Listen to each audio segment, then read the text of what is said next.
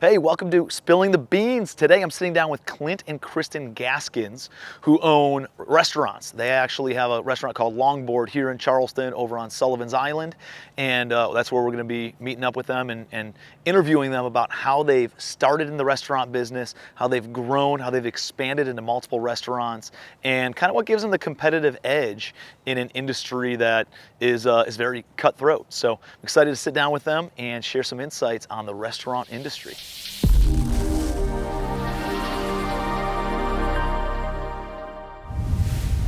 Clint and Kristen, excited to be here at Longboard. And so we're all friends. We got to know each other through Gunner and Q, and we work out together once in a while. And you guys have one of the most awesome restaurants in all of Charleston. And so got to get together, talk a little bit about some business stuff after some of the workouts, and thought it'd be awesome to have you guys on the podcast. So I want to hear a little bit about the entrepreneurial journey. You're in the restaurant business. We were talking offline. It's like, I always go into awesome restaurants. I'm like, I love drinking and eating food, and I want to open up a restaurant. But it's not that easy, right? Like it's not usually that simple. So can you guys share a little bit more about the story of how you guys became restaurateurs? Yeah, so I'll start there. Going back into the high school ages, your first job, whether it's a pizza parlor or, running food in a restaurant, I started in the mid-'90s here in Charleston. Just to make money, right? I didn't know anything about the business, wasn't sure if I wanted to be in it. We were just young, wanted to be able to buy things as a kid, and it was the easiest path. So, I started in the business back then, worked in it through high school, got into college, and it was probably about a year after I was old enough to be able to bartend. I kind of had an internal check and said, do I want to do this or do I want to focus on something else? So at that point, I started kind of becoming interested in real estate. I'd bought my first condo when I was 22.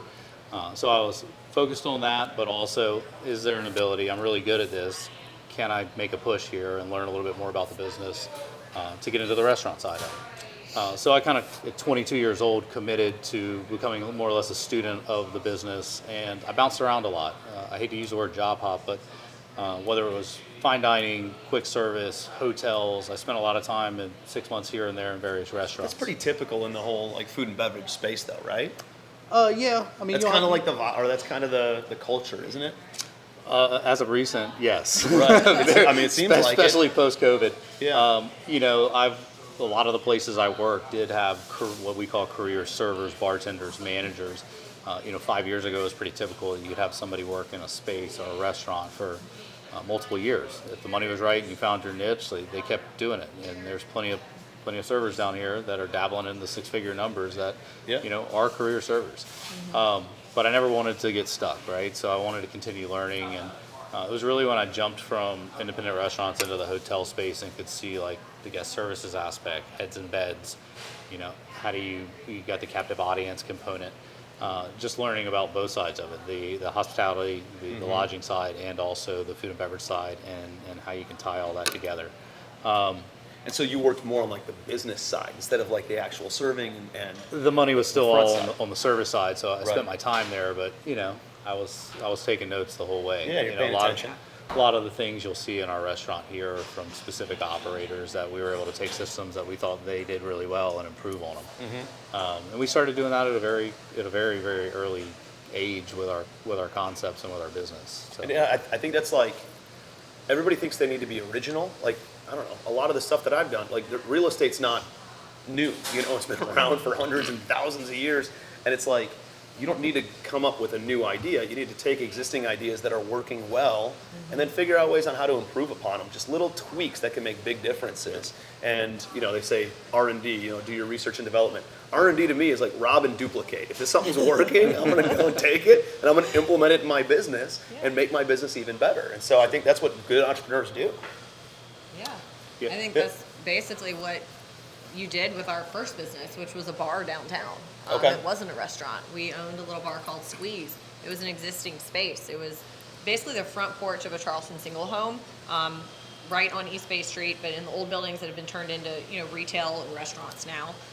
It was 90 feet long and 11 to 12 feet wide, just this tiny little shotgun bar. And he was actually working at the hotel a couple doors down, and we had the opportunity to buy the bar. We weren't married then, we weren't engaged. I was working doing retail. I was a apparel merchandising design graduate, so I was a buyer. I was not even in the restaurant bar world. But that's what you did. Is there was a great bar there, and we basically took it over and then improved on the space. We kept the name, but we totally revitalized the interior. Fixed the cocktail menu to make it more appealing, but kind of rob and duplicate, right? Yeah. Like take what was there and improve upon it. And that was kind of the first gateway into where we are now. So first bar you bought, fixed it up, and kind of just improved upon it. Yep. And then you guys opened up the restaurant down in the BVI's, or St. Thomas, the U.S. Virgin Islands. So the first bar, kind of unique, very similar to like a real estate play y'all do, value play. Yeah. We go in, they're serving cheap drinks, they're catering to the late night food and beverage crowd, which is fine, there's money in that. But on that street, you had 2,000 diners every day. That was when East Bay Street was the heart of Charleston. Yeah. And I said, man, I remember those days. If we can get a cocktail before and after dinner and really focus on that with a good happy hour, you got all those hotels around there. So we did that, shut it down, 2-week renovation, flipped the space, raised the price points 25 to 30% right away. And, year one, we doubled the revenue. Wow. Right? Which was really awesome. So we ran that for 2 years. Then the restaurant was in a building that had 3 or 4 adjacent buildings. We had a fire above it, which ended up affecting our business. So while the landlord and the master, it was a very complicated situation. You had a landlord and master leaseholder. While they were unpacking what to do after the fire, that's when we went to the Virgin Islands. My brother lived on island in 2005 and 2006. If you'd ever been to the Caribbean outside of European markets, St. Martin, Turks and Caicos, St. Bart's, you had really old and dated concepts, nothing really trend-setting. And when they were specifically in St. John, I just saw a huge market there, a big white space in the market to be able to bring trendy concepts, things that are thoughtful and have some intention behind them into that space and really make a step forward with better products. Better hospitality as well. Yeah. Better products, better hospitality. There's a lot of people that are traveling to those islands that are affluent. They're coming from markets like New York and LA, and they have money to spend, and they're going to these places that are serving like, chicken fingers and fries. The quality of the cuisine wasn't there. The quality of the space wasn't there. Quality of the product, even the hospitality. So there's just a huge gap in the market there. Yeah, and when we set foot there and decided to go in with that concept, we knew we needed to create a great brand. We wanted to approach marketing different. That's when our social media really exploded in the restaurants. And also wanted to be able to bring craft cocktails to the island, which really had not been done yet. And I think that, we took a 1,400 square foot space that was doing $100,000 a year, renovated it, put a decent spend into the space, and did, $2 million in year one. Wow. Which was... Like, as you're saying this, it's like, well, it's never been done. Is it never been done because the thought process wasn't there? Or is it never been done because it didn't work in the past and people had tried it? Or like, when you integrate a new concept into the business, and I think I'm from a very old industry, being in real estate. I feel like restaurants, although been around for a long time, you need to be trendy, you need to be cool, you need to be the next happening spot. How often do you look at things and say, hey, it's working or it's not working and I need to pivot? Is that like every single day? Is that, hey, we're going to try something for 90 days and if it doesn't kick, but then it's seasonal? I don't know, like, what does that look like? In that market specifically, you have a lot of people that are going to operate in the U.S. Virgin Islands that are either, one, trying to get away from something stateside, are ready to cash out, do something a little bit easier. We took the approach a little bit differently. We went in there with great intention of operating stateside level operations on an island and approaching it that way from day one. Like we committed to technology, we committed to systems, and hiring the best staff, right? So when we went in there, we didn't take the easy way out. It was hard. It was hard to figure out how to get fresh juice to the island and hard to figure out all those processes and the extra demands on employees and staffing and the operation. And it costs more, which drove our prices up. Right. When we opened on that street, on that first concept, it was the land of $1 cocktail at happy hour. Right. And we opened with our lowest cost cocktail at $5, which was 500% the market at the time. But we had a brand behind it, we had the marketing, we had the social media, we had the product, the hospitality. And we had no issue with literally capturing the audience there at a 500% increase. And we just kept steamrolling that, why don't more restaurants succeed? Like, why do they have such a hard time? Or you see, it feels like there's a revolving door in some, retail spaces where some restaurants are steadfast. They've been there for 5, 10, 30, 40 years. And then others are just, can't stay in business. They're in and out. They renovate the space and they're gone in 18 months. Like, why is that? Where do you think they fail and they miss the mark the most? Well, I think you opened it with that by you saying, hey, Because I think it's really, a hobby. I really like restaurants. I think I want to own Exactly. one. It's the one industry probably in the world that anybody with money will go and get into it. You would never see me going after a trucking business Right. or whatever it might be. But, it's a vanity thing too. People Yeah. want to be a part of it. They want to be social. And I think, the intention's wrong. Right. They're looking at it as a hobby or a way to hang out. And, it's a business at the end of the day. It's an investment for at least our team. Yep. Some people will maybe be play money, but for us, it's certainly an investment. It's something that has to be minded. And a lot of people just simply don't understand the numbers, Yep. right? Yep. Yeah, Well, I think that's sure. I think that's critical. Is understanding the metrics in any business. Like a lot of people just, hey, let me go see if there's money in the bank account, and do I make more money? Is there more money in the cash register at the end of the day than there is at the beginning of the day, kind of a thing, and not understanding the metrics. And there's a lot of different metrics. So let's talk about like your staff. I know you guys talked about staff and very different employing people down in the islands, right? Versus like what you would expect here in the United States and stateside, and the level of professionalism, I guess, in the industry versus the level of professionalism that you guys got. Because now you've got 4 restaurants, 1 here in the States, and then 3 down there in U.S. Virgin Islands, right? And so, like, how has it been from a staffing and a training the staff and making sure that you got people doing the right things, focusing on the things that actually matter as opposed to doing things that don't matter? I feel like with our first concept, it was easy, right? Yep. You got one shop, you got one team to manage, but we started preparing well before our growth by getting somebody in place on the operations side, building the systems, creating things that we can measure, and we started doing that when we were just a 1-unit building. And I think the reason for that is we were managing it all from here, right? We had to be able to know what was going on in our business when we're 1,500 miles away. That's a great point. And I feel like for us, that's what's created a great business model for us, because we had to have the remote capabilities. We had to be able to hold our staff accountable for the things that we needed on a daily basis. When your accounting department, just like in your world, is 1,500 miles away, things have to happen. They have to happen on time, and they have to be manageable, and everyone who's in the picture has to be accountable. We had partners at the time that were operating partners on island. As we got into our second restaurant and then we got into COVID, we had 2 of those partners depart. We were kind of talking about it earlier, where they may go do their own thing, and they're still in our market, but operating on a smaller scale. And I think when we got into scaling into multiple operations, we outgrew them, right? Yeah. And talking about managing people, we were forced to go to market to really hire people that had a skill set beyond what mine was, right? People, the Urban Meyer group that I was talking about. We had to go find people that were capable of doing this.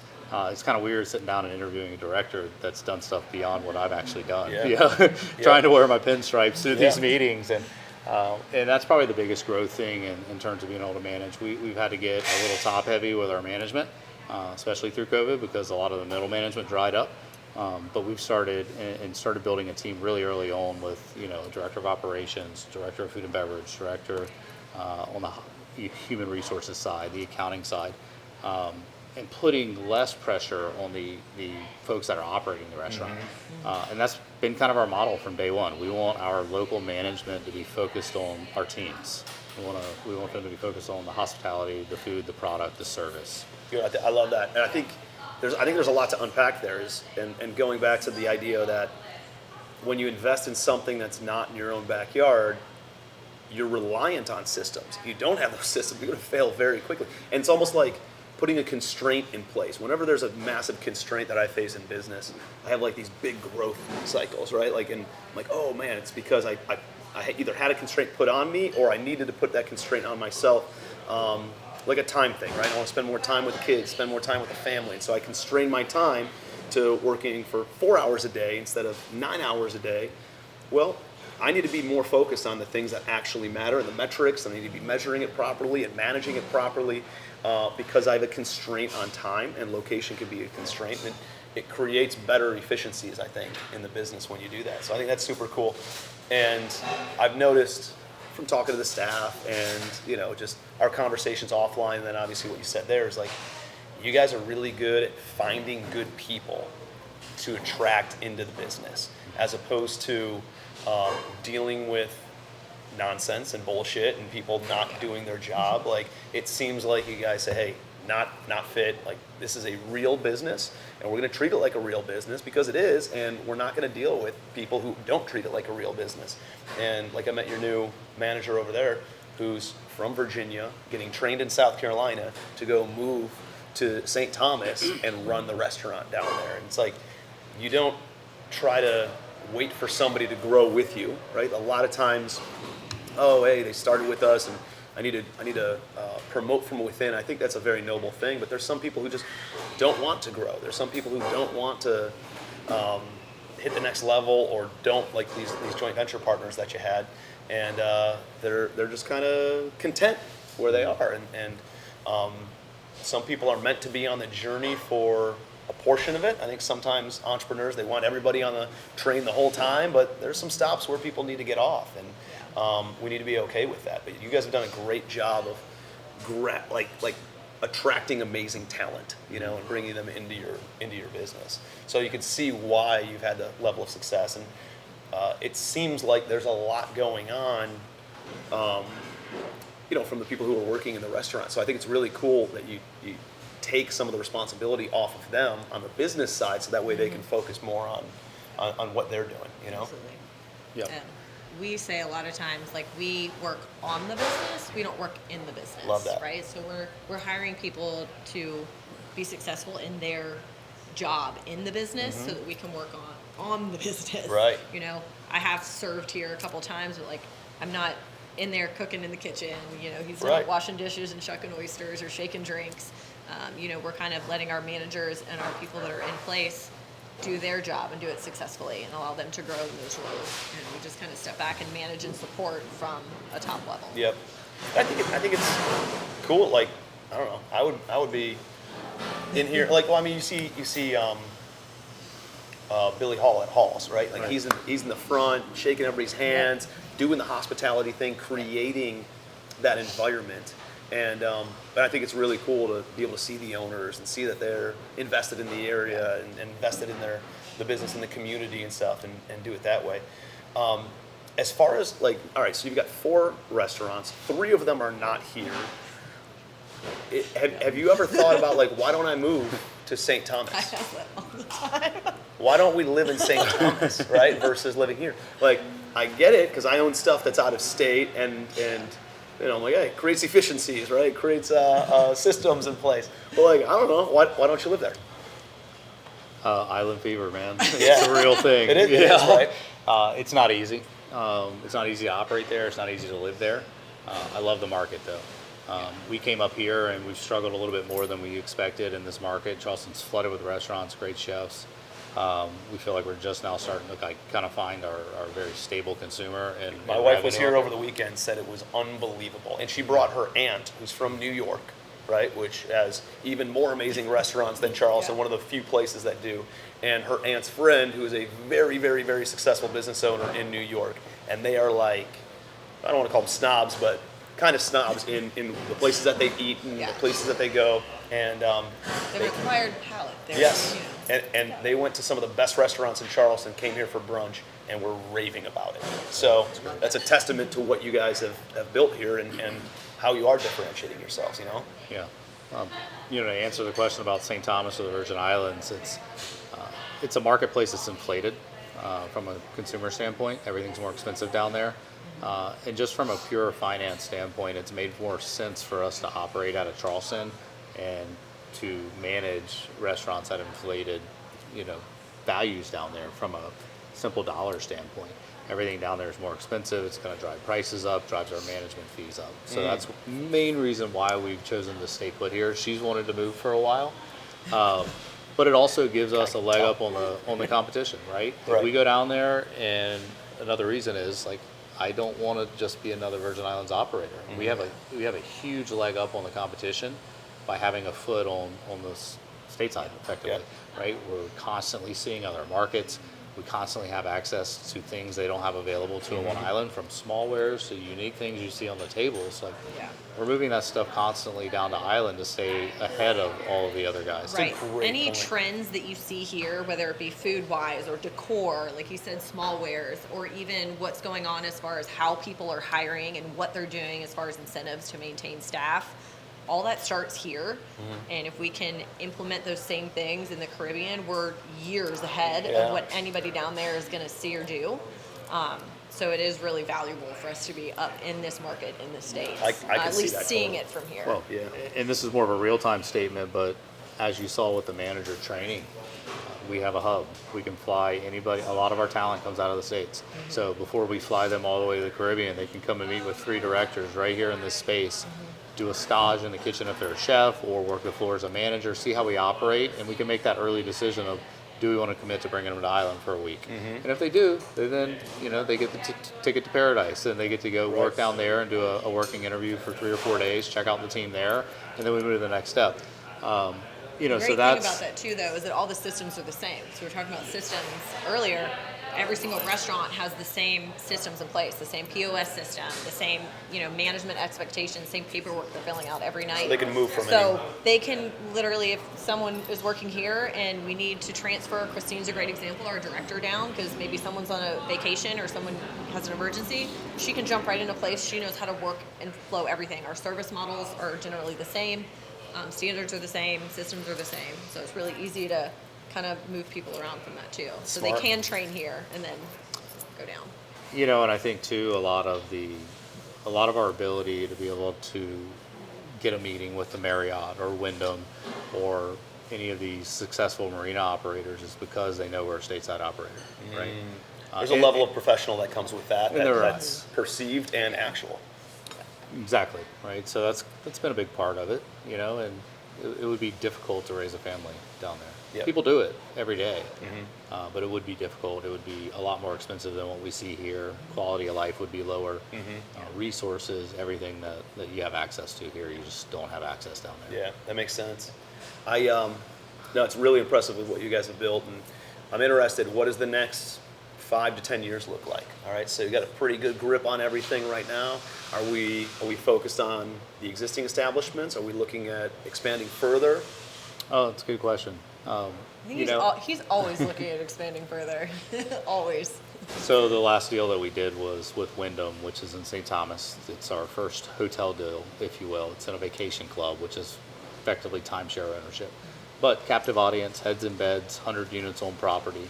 And we got into that market by another colleague of mine in the Virgin Islands that owns Red Hospitality, which started as Cruiseway Water Sports. They partnered with Ashford, that's out of Texas. That's Braemar Resorts and Hotels and Ashford Hospitality Trust.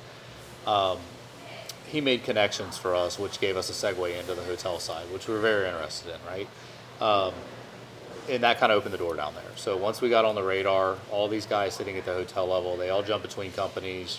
Your name stays in their phone, for better, more or less, especially in the what I'd call the timeshare vacation club side.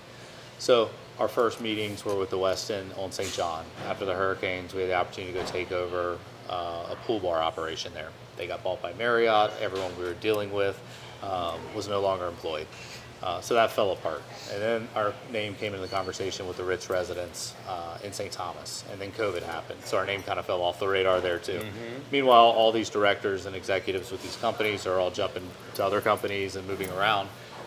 We had an opportunity with Wyndham. It was a third-party, privately owned restaurant, but in a Wyndham resort. So you have to go sit with Wyndham. You have to get qualified. They have to approve and all that. But they knew that we were already in the mix with Westin Marriott and also Ritz residents.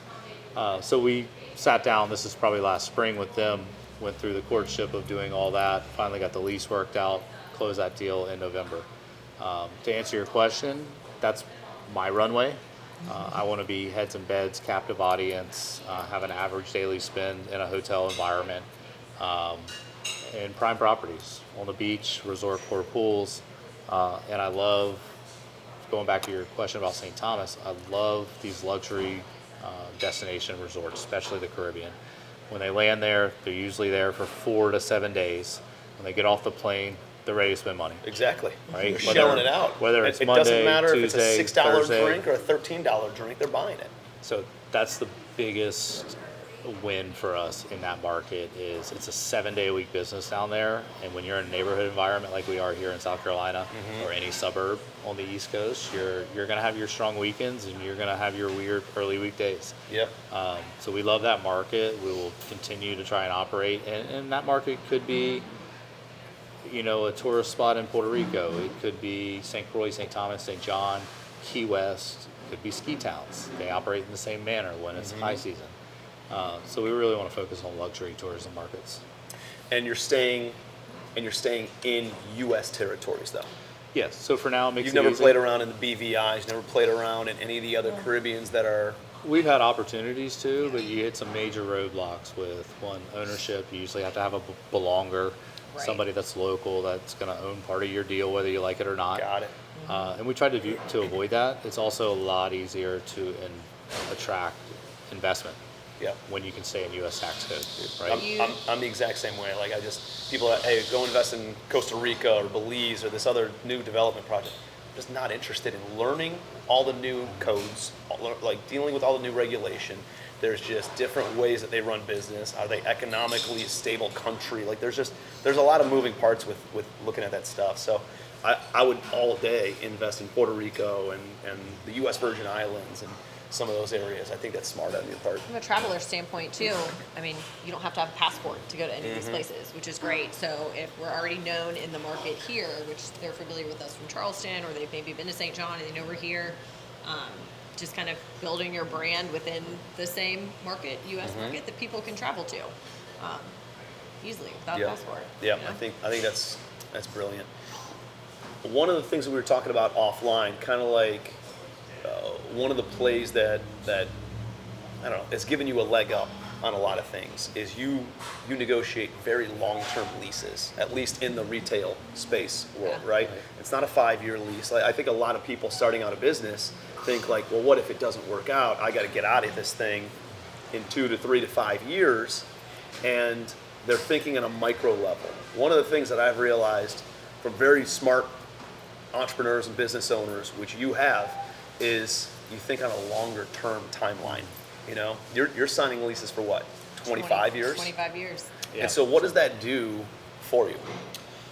I mean, for us, like when we go into these markets, like we're going in with intention. We want to make a splash. We want to relaunch a new concept. We want all the business, right? So to do that, we've got to be the new guy on the block. We've got to bring not only a concept, but the foundation, the structure of the building that can support a 25-year program. And that takes an investment, right? So for us to go make that investment, we typically are going into the situation and asking the landlord to pay, like, I need to be at this rate, but this is what I can create for you, right? It's going to put more people through your complex. It's going to put more people coming out to your resort so you can sell more timeshares, so that you can sell more marina slips, or the guy selling jewelry in your complex, you can get more price per square foot because we have more people walking. Right. So we're approaching it that way. We're usually working out 20 to 25-year deal structures, all on 5-year terms, but with some sort of a CapEx. We got to meet a CapEx spend by X date in the lease, usually in the first term. And when we do that, they usually bite. So our first lease we wrote was 25 years. We had a $250,000 CapEx clause. Easily hit that. Second lease was with a company out of New York, which Island Global Yachting, so one of the big mega yacht marina asset developers and managers. We got in there, inherited a lease that we were able to buy fairly cheap. Didn't even have a clause on that. We're still riding that cheap lease, which that's probably Amazing. our shortest. So we Yeah. started at 21 and we have probably 16, 17 left. And then the latter two, this one here, Longboard Sullivan's the third property. We're 25 years, all on 5-year terms, right? Big spend here, obviously, to acquire just the lease paper and then also put the money in. but we've got a 22 and a half year runway here.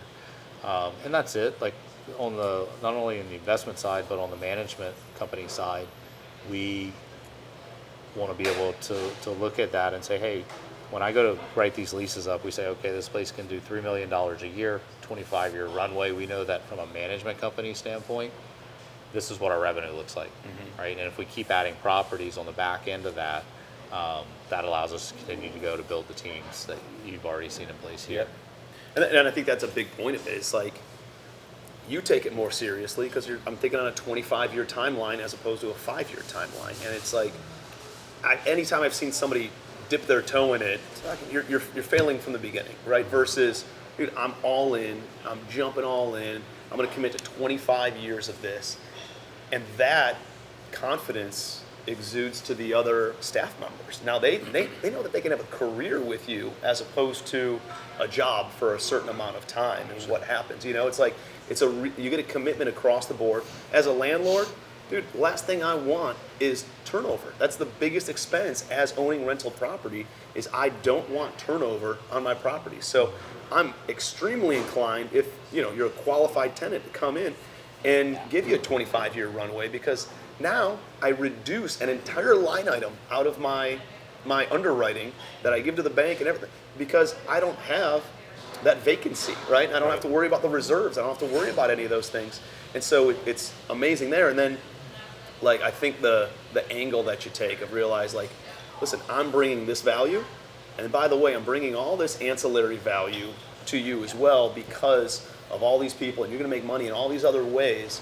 And I think a lot of people go to the landlord, or they go to negotiate anything in business of like, here's the linear thing, but you're looking at it from a global perspective, which brings so much more value, which is easy, which is why you have what seemingly an easier time negotiating these long-term leases that are very advantageous to you too.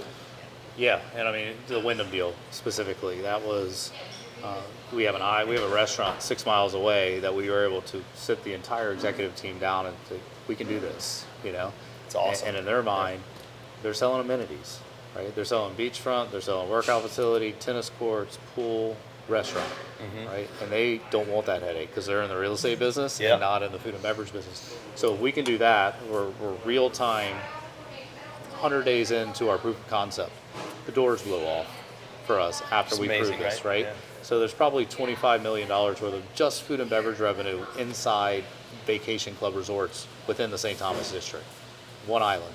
We'll include St. John, right? So for our runway, going back to your original question, I think that's it.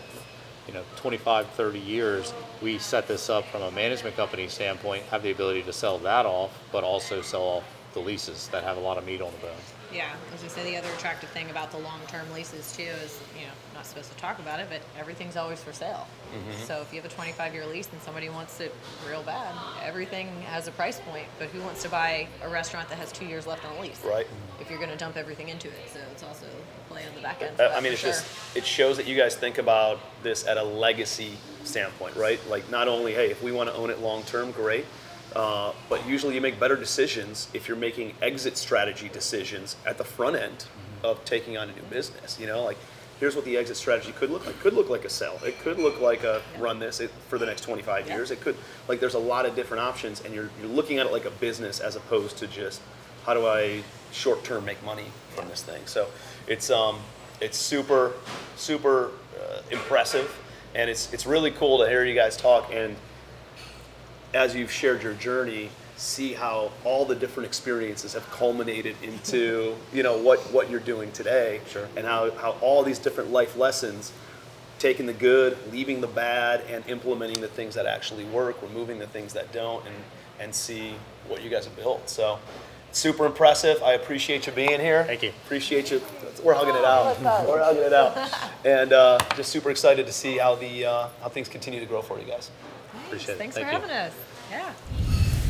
I love sitting down with business owners of different industries, and you see that a lot of the ideas and principles in business transcend industry. And a lot of the things that we work with in real estate or in the coaching consulting business and in some of the other service type businesses that I have ownership in, it parallels with a lot of these other industries, including the restaurant industry, including the human resources and operations side, including the sales and marketing component, and obviously the finance and the accounting components. And so it's cool to understand these different elements of business transcend the widget that you're selling, transcend the service that you're providing.